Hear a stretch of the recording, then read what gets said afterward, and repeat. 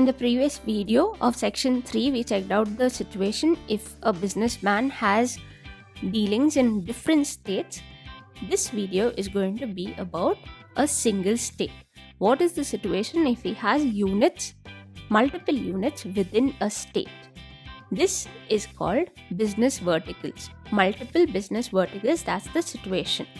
So, suppose our supplier, principal or agent has a location, a business unit in Mysore, in Bangalore and in Bijapur.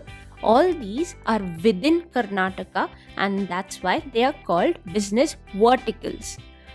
Suppose the dealer has branch 1 of garment store in Mysore, second branch in Bangalore and third branch in Bijapur. This means that all of his business verticals are in the same business segment. In such a case, he will have to take only single registration. Different units in same state, but all units are under the same business segment. Then he is only required to take one registration in the state of Karnataka under CGST and SGST. In the next situation, let's consider that he has an automobile factory in Mysore, he has a branch of garment store in Bangalore, and he has a food storage warehouse in Bijapur. This means all of his business verticals are in separate business segments. In this situation alone, the dealer has an option, the taxpayer has an option in case of different business segments only. What is the option? The first one is that he obtains separate registration under CGST and SGST for all 3 business segments. So he'll obtain 3 registrations. Or the second option, there are only 2 options. The second option is that he opts for just 1 registration across the state. So all 3 units of automobile, garment and food storage would be combined into one business and he'll obtain only 1 registration. It is the option of the taxpayer whether he wants to take a single registration or separate registrations across different business segments within a state.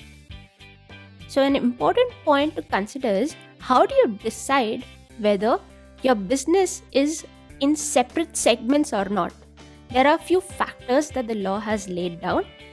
The nature of products or services, the nature of production processes, the type or classes of customers, the methods used to distribute products or to provide services, and the regulatory environment.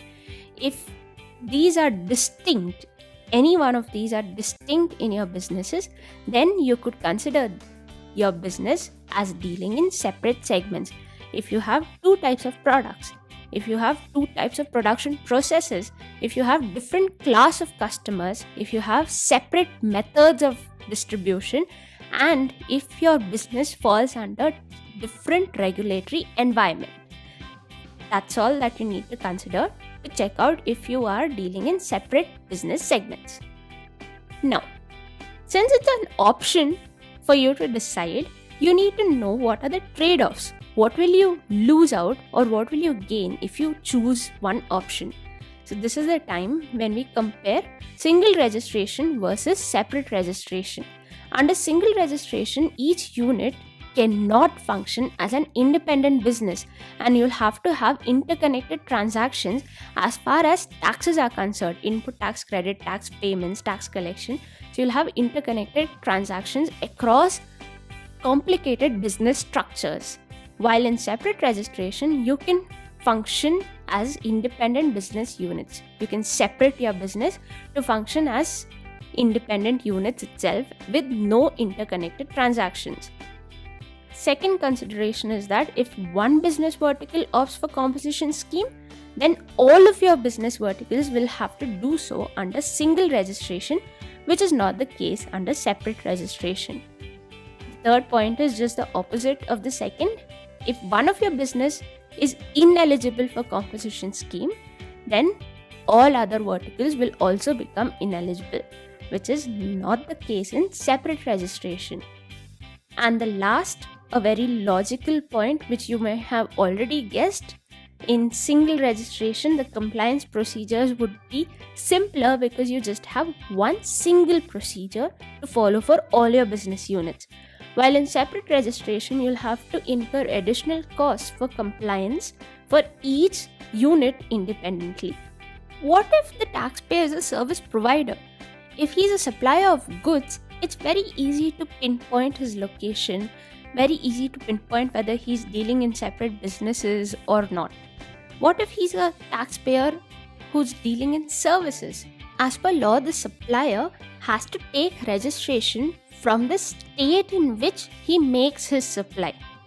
So that brings us to a very important question. For a provider of services, how can you determine from which state he makes the services? If he's a computer expert doing software services and his client is sitting in Delhi and he's sitting in Karnataka, where exactly is he giving services? That's what we'll check out in the next video. We'll look at the location of supplier of services.